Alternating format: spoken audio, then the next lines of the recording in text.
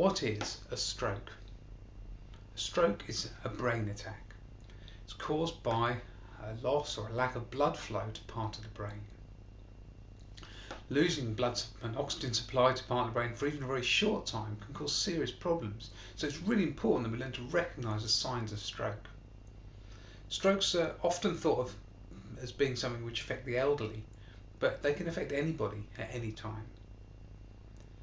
Now there are two ways that blood might not reach part of the brain, so there are two kinds of stroke. The most common kind, an ischemic stroke, is where there's a blockage stopping that blood flow. Now as we get older, all of our arteries begin to harden a little bit, perhaps restriction to the blood flow, so this kind of stroke is more common in the elderly. But there could be a blockage caused by something else, build up of fats inside there, or maybe a blood clot which is stopping the blood flowing properly. So they can affect anybody. The other reason blood might not reach part of the brain is that there's bleeding somewhere else. Blood is leaking out of the system, that's going to cause pressure inside the head, which is bad, but also of course the blood isn't reaching the place it's supposed to go, causing a stroke. If this bleeding happens actually inside the brain itself, it's called an intercerebral hemorrhage.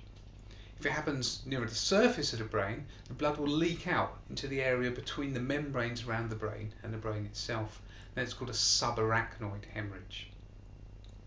These bleeds are usually caused by an aneurysm, and weakened area in the blood vessels in the brain. It might blow up like a balloon and then burst with the blood coming out into the wrong place. This loss of blood and oxygen supply to part of the brain will quite quickly cause noticeable effects. And we can learn to spot these things. So the FAST scheme was introduced to help improve recognition of stroke to allow earlier treatment for people who have suffered a stroke. F stands for face. We know that one side of the brain controls the other side of the body.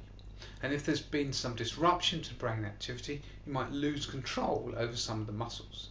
And this is very noticeable in the face. So if there's been a stroke on the left hand side of the brain, the right hand side of the face will become very weak and drooping. So, face. That weakness could spread through the whole body. So the A stands for arms. Can somebody lift both their arms and hold them up? Or is one noticeably weaker than the other? S stands for speech. Damage to the brain can cause problems with speech and language. Can they talk normally? Can they find their words and speak them in a sensible way? If we see something affecting the face and the arms and the speech, then it's T. Time to phone 999 and get urgent medical help. The kind of treatment that will be given will depend a little on the kind of stroke that the person's had. So the first thing that happens usually is a scan. Is there a sign of bleeding? Would you give us a clue of what kind of stroke has happened to the person? In an ischemic stroke, people will usually be given medication, drugs to burst away whatever the blockage is inside there, and blood thinning agents to enable the blood to start to flow again more clearly through the brain. If the blockage is in one of the carotid arteries in the neck going up to the brain, then surgery might be given to remove the blockage. If the stroke is the other kind, a hemorrhagic stroke with bleeding in the brain, then surgery will usually be given. Clips could be placed either side the aneurysm to block it and stop the bleeding. In some cases, tiny coils are inserted to block off the aneurysm, stop the blood flowing there to reduce the risk of further bleeding.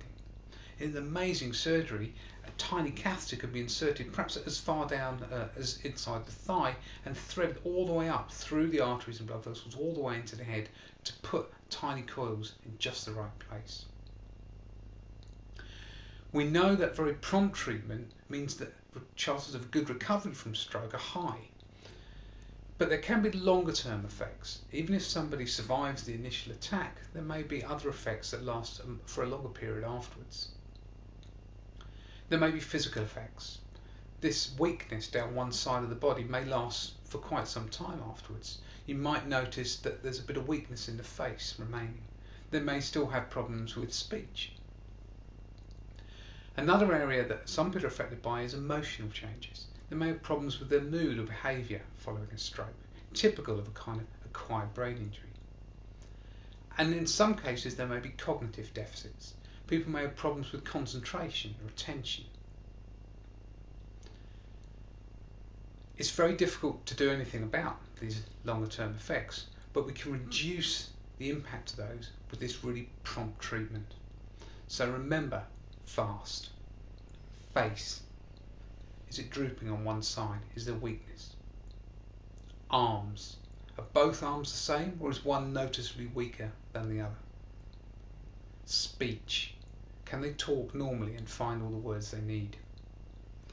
If you spot these three signs, then remember it's T. Time to call for help. For more information on our live interactive science and engineering shows, check out our website and connect with us through Facebook and Twitter.